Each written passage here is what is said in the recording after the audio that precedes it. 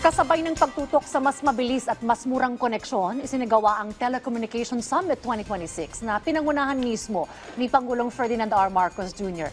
Layon po ng administrasyon na tuldukan ang mga balakid sa digital connectivity para walang Pilipino ang maiwan sa pag-asenso. Yan ang report ni Denise Osorio.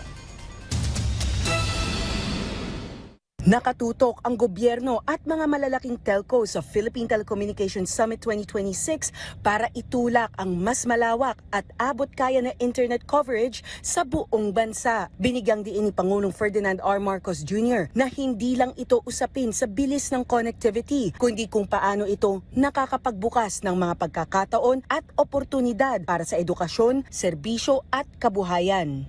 Kasama ang Department of Information and Communications Technology, isinusulong natin ang mas mabilis na reforma upang maging mas mabilis at abot kaya ang ating mga binibigay na internet services. Kasabay nito, patuloy natin pinapalawak ang saklaw na konektibidad sa buong bansa. Dagdag pa ng Pangulo, malaki na ang inusad ng telecom sector, kabilang ang paglawak ng 5G, pag-deploy ng fiber optic cables, paglakas ng mobile broadband at pag-angat ng digital services. Nakadeploy na rin anya ang mga telecom providers ng mahigit 1.8 million cable kilometers sa buong bansa na nag-uugnay sa libo-libong kabahayan, silid-aralan, pamilihan at higit sa lahat mga oportunidad na dati-rati hindi kayang abutin. Pero aminado ang presidente na mayroon pa ring mga hadlang sa mas pantay na connectivity na lalo pang nagpapalawak ng mga gap sa internet access, kabilang ang pagbagal sa permits, right-of-way restrictions, fiber cuts, at power interruptions.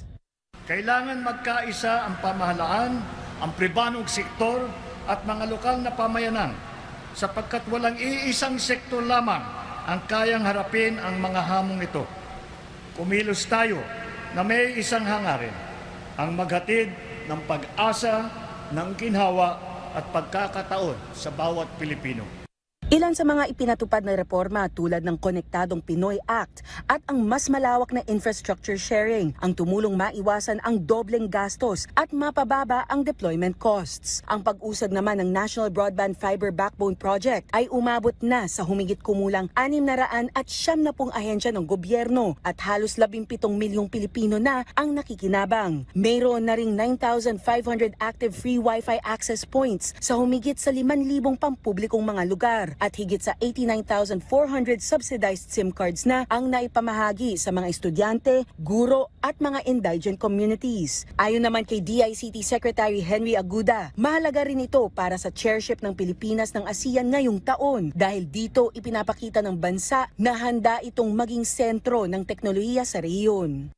Makita nyo naman yung makasama natin from Globe, from PLDT, from Smart, from Converge, from Dito, is to show support na they are answering the call of the President for more affordable, better quality and faster internet and pervasive internet connectivity. This is to tell ASEAN and share with them na the Philippines is open for business, na we can be an ICT hub, both for connectivity and for AI compute. Layon ng pamahalaan na habang patungo sa digital space ang Pilipinas, magkaisa ang gobyerno at mga telco companies para mapabilis ang rollout, mapababa ang gasto sa pagpapalawak ng networks at maipaabot ang mas malawak at mas maaasahang koneksyon hanggang sa mga lugar na hindi pa naaabot o kulang sa serbisyo. Denise Osorio para sa Pambansang TV sa Bagong Pilipinas.